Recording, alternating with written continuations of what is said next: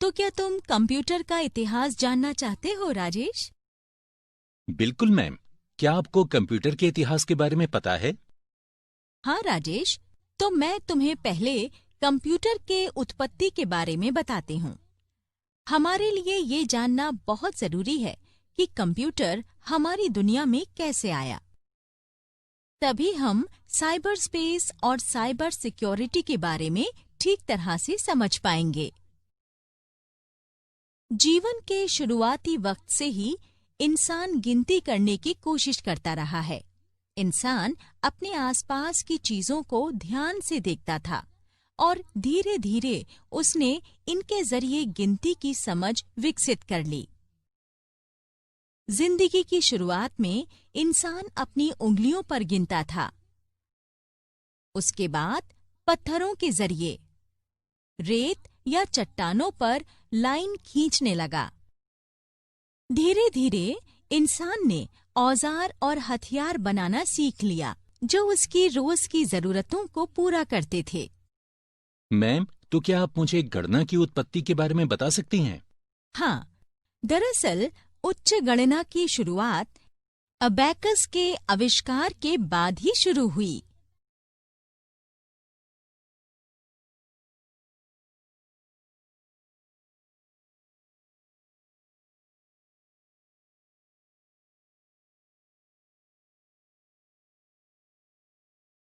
क्या तुम्हें पता है राजेश, गणना करने वाली पहली मशीन का नाम अबैकस था। सच में? मुझे लगता है स्कूल में अब भी इनका इस्तेमाल किया जाता है। सही कहा राजेश, स्कूल्स में अब भी इनका इस्तेमाल किया जा रहा है। अबैकस एक आसान साधन है। ये लकड़ी के एक फ्रेम से बना होता है जिसकी पत्तियां धागे या लकड़ी के बार्स में क्रम में सजाई जाती हैं। अबैकस के जरिए इंसान उन संख्याओं को भी गिन सकता था जो उंगलियों पर नहीं हो पाती थीं। फंक्शन में समानता होने की वजह से अबैकस को आधुनिक कंप्यूटर का पूर्वज कहा जाता है। मैं समझ सकता हूँ। उस वक्त एबेकस को चलाना काफी मुश्किल भरा रहा होगा। हाँ राजेश, उस वक्त ये एकदम नया था।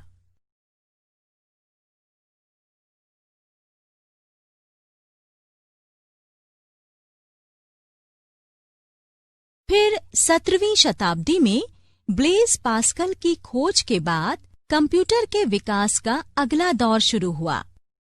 सच में? तो ब्लेज पास्कल ने क्या विकसित किया नंदिता मैम?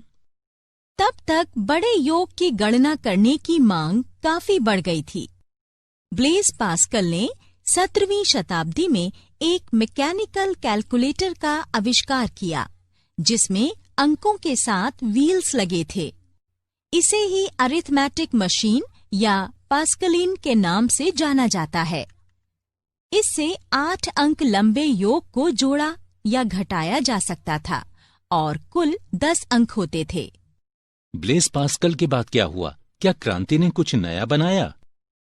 बेशक, पर ये काफी वक्त के बाद हुआ। तुम्हें चार्ल्स बेबेज के बारे में बताना ज्यादा जरूरी है। तुम्हें पता होना चाहिए कि उन्हें आधुनिक कंप्यूटर का पिता कहा गया है। मुझे कुछ नहीं पता नंदिता मैम। चार्ल्स बेबेज कौन थे? चार्ल्स बेबेज एक इंग्लिश मैथमेटिशियन थे जिन्होंने पहली बार ये कहा था कि गणितीय गणनाएं एक ऑटोमेटिक मशीन के जरिए भी की जा सकती हैं।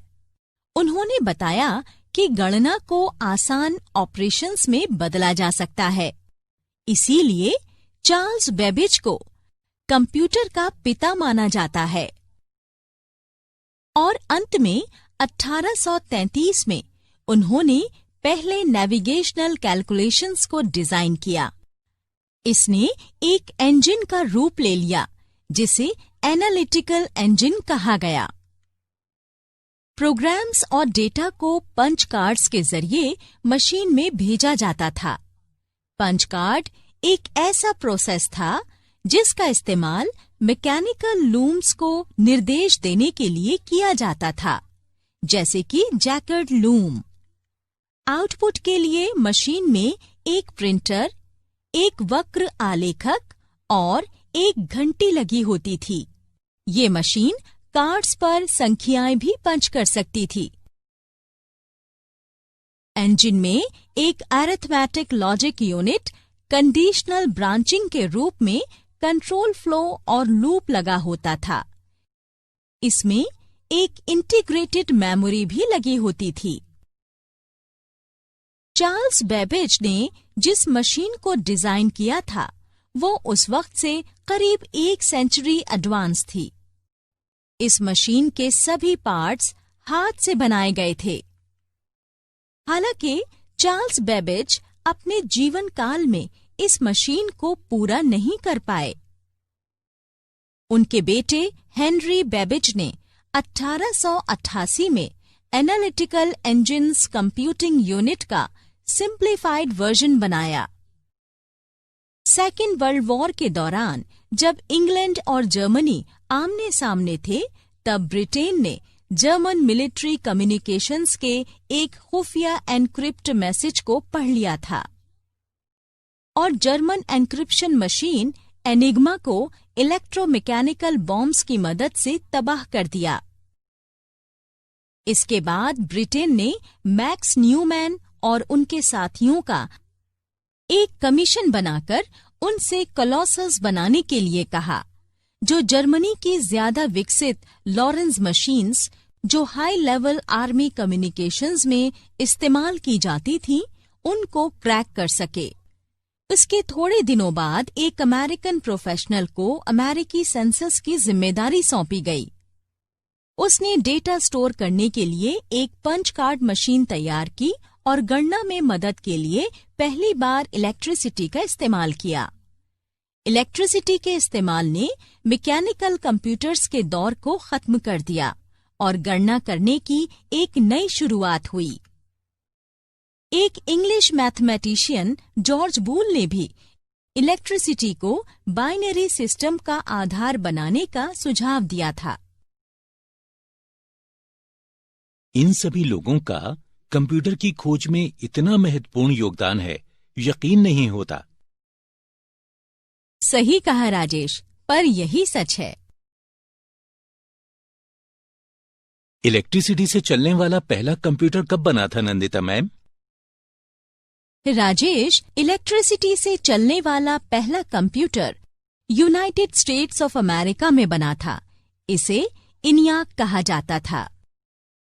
अमेरिका में बना इनियाक या electronic numerical integrator and computer वहां बना पहला इलेक्ट्रॉनिक प्रोग्रामेबल कंप्यूटर था। एनियाक कोलोसस से ज्यादा तेज और उपयोगी था। कोलोसस की ही तरह इनियाक में भी एक प्रोग्राम को पैच केबल्स और स्विचेस से पहचाना जाता था। इनियाक को प्रोग्राम्ड करने वाली 6 महिलाएं थीं और उन्हें इनियाक गर्ल्स कहा गया। इसने तेज गति की इलेक्ट्रॉनिक्स को जोड़कर उन्हें जटिल समस्याओं के लिए प्रोग्राम्ड करने वाला बना दिया।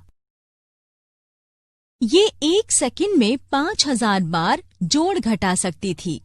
उस वक्त के किसी भी मशीन से 1000 गुना तेज थी। साथ ही इसमें गुणा, भाग और वर्गमूल के मॉड्यूल भी शामिल थे।